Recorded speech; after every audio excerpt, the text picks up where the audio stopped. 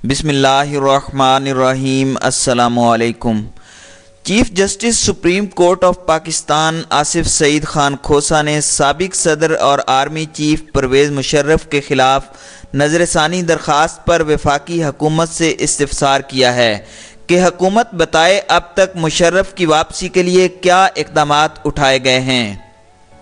Supreme court میں chief justice Asif Saeed Khan Khosa کی سربراہی میں 3 رکنی بینچ نے جنرل پرویز مشرف کے خلاف لاہور ہائی کورٹ بار ایسوسی ایشن کی نظر ثانی درخواست پر سماعت کی۔ دوران سماعت چیف جسٹس نے ریمارکس دیے کہ یہ تو کیس بھی درج ہو گیا، ٹرائل ہو رہا ہے، جس پر درخواست گزار توصیف آصف نے عدالت کو بتایا کہ پرویز مشرف ملک سے باہر ہیں اور ٹرائل رکا ہوا ہے۔ چیف جسٹس نے ریمارکس دیے کہ خصوصی عدالت کو فوری کارروائی کا حکم دیا گیا تھا، جس پر درخواست گزار نے بتایا کہ ٹرائل کورٹ میں کوئی کارروائی نہیں ہو رہی۔ مشرف باہر بیٹھ کر ٹی وی انٹرویو دیتے ہیں، اس کے علاوہ وہ 3 ماہ تک AFIC میں بیٹھے رہے لیکن عدالت میں پیش نہیں ہوئے، جس پر عدالت نے ریمارکس دیے کہ مشرف کے خلاف سنگین غداری کا مقدمہ درج ہے، جس کے ٹرائل کے لیے خصوصی عدالت بنائی گئی اور عبدالمجید ڈوگر کے مقدمے میں خصوصی عدالت کا جلد از جلد ٹرائل کرنے کی ہدایت کی گئی تھی، جبکہ پرویز مشرف کے ملک میں نہ ہونے کی وجہ سے ٹرائل رکا ہوا ہے۔ چیف جسٹس نے استفسار کیا کہ حکومت نے ان کو بلانے کے لیے اب تک کیا کیا ہے۔ کہا گیا کہ عدالت نے انہیں باہر جانے دیا، جبکہ عدالت نے نہیں، حکومت نے انہیں باہر جانے دیا تھا۔ انہوں نے مزید ریمارکس دیے کہ عدالت نے تو حکومت پر بات ڈال دی تھی، کیا کسی ملزم کے ہاتھوں حکومت یرغمال بن جائے اور کیا کوئی ملزم نہ آئے تو عدالت بے بس ہو جاتی ہے۔ چیف جسٹس نے ریمارکس دیے کہ پرویز مشرف کا بیان ویڈیو لنک کے ذریعے ہو سکتا ہے، اگر پھر بھی بیان نہیں دیتے تو سمجھا جائے گا کہ انکاری ہو گئے ہیں اور خصوصی عدالت ملزم کے ہر بیان کے آگے انکار لکھ سکتی ہے۔ عدالت نے ہدایت کی کہ اٹارنی جنرل اگلی سماعت پر وفاقی حکومت کا جواب جمع کرائیں، غیر ضروری مقدمات کو زیر التوا نہیں رکھیں گے۔ وفاقی حکومت بتائے اب تک مشرف کی واپسی کے لیے کیا اقدامات اٹھائے گئے۔ عدالت نے مزید ریمارکس دیے کہ کوئی مجرم چھوٹا یا بڑا نہیں ہوتا اور قانون کی نظر میں سب برابر ہیں۔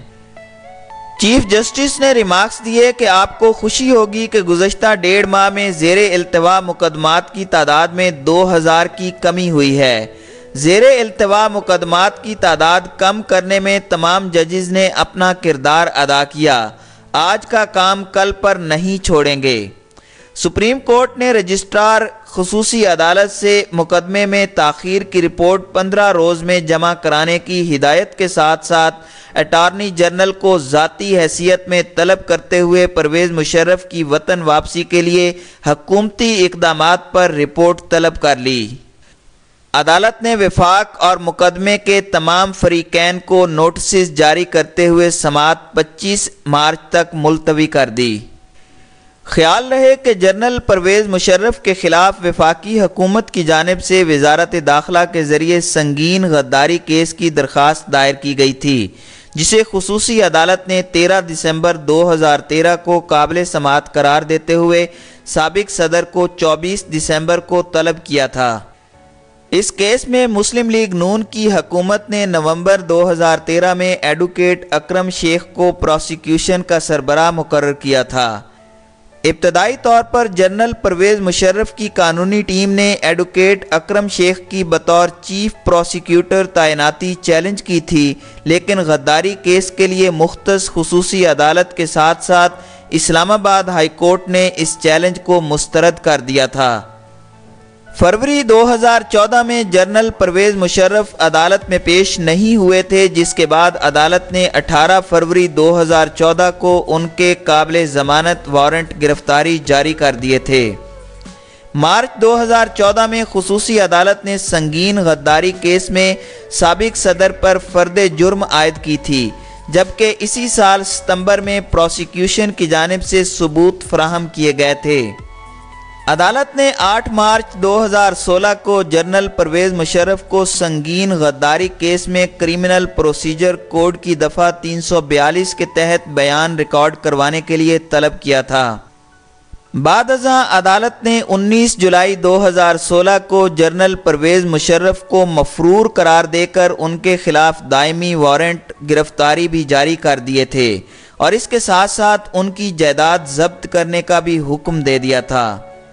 تاہم اسلام آباد ہائی کورٹ کے حکم امتناع کے بعد خصوصی عدالت پرویز مشرف کے خلاف مزید سماعت نہیں کر سکی تھی، جبکہ اسلام آباد ہائی کورٹ کی جانب سے ان کا نام ایگزٹ کنٹرول لسٹ سے نکالنے کے حکم کے بعد وہ ملک سے باہر چلے گئے تھے۔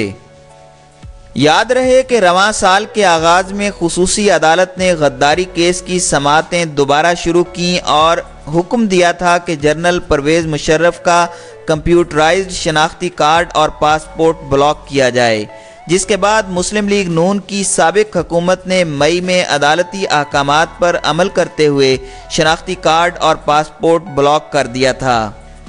بعد ازاں 11 جون کو سپریم کورٹ نے جنرل پرویز مشرف کا قومی شناختی کارڈ اور پاسپورٹ بحال کرنے کا حکم دیا تھا۔